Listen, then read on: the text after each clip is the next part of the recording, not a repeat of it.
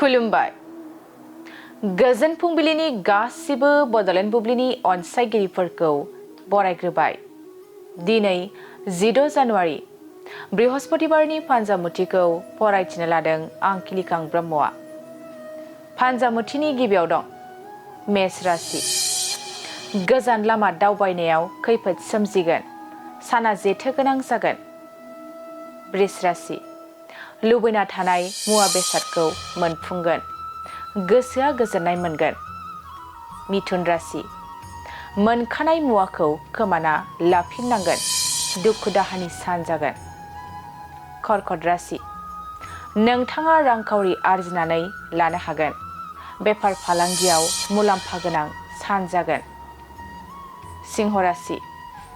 मावनो लानाय खामानिफ्राव हेंथा सोमजिगोन, खामानिफ्रा गोग्लैसोनानै थागोन।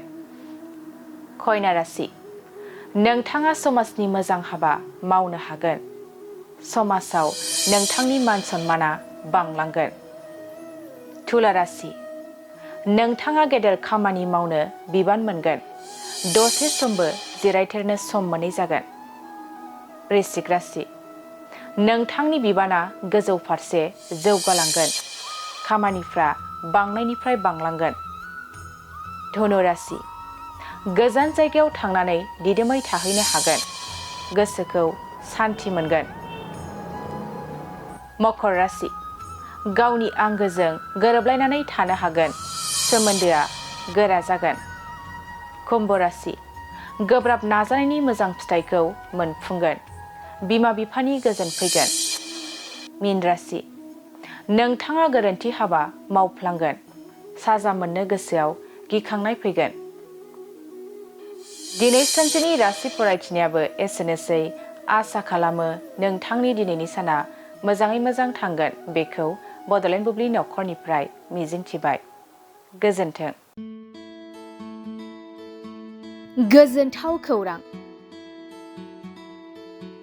क'क्राझार सहरनि जेडि र'डजों नांजाबनाय गोजोनपुरी रयेल इनफिल्ड श'रुमनि गोजौआव थानाय सेन्ट्रेल भारत सेबक समाजजों गनायथि होजानाय आइ आफा बिएम इनस्टिट्युट अफ पेरामेडिक्सआ नोंथांमोननो लानानै फैदों देहा जोथोन लाखिनायनि माखासे आयदा।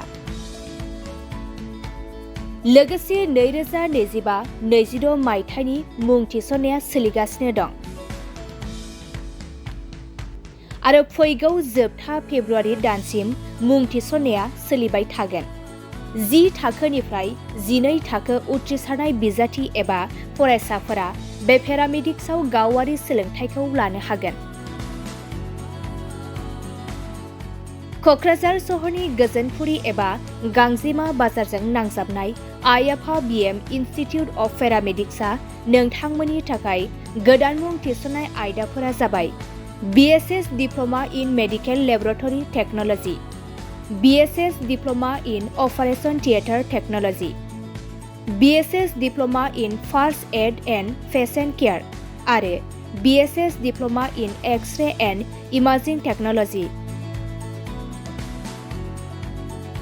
बेफोर कर्सखौ 2 बोसोरनि गेजेरावनो आबुं खालामनानै BSS जों गनायथि होजानाय डिप्ल'माखौ लानो हागोन। लोगोसे गासैबो डिप्ल'माखौ लानायनि उनाव सोरखारि साख्रि मोननायनि सुबिदाबो दं। जुदि नोंथांमोना बेफोर कर्सनि थाखाय गोदानै मुं थिसननो गोसो दङब्ला आइ आफा बिएम इनस्टिट्युट अफ पेरामेडिक्सनि 9395899391 एबा 9821663110 मबाइल नम्बराव थोंजों सुरात लाहरनो हागोन।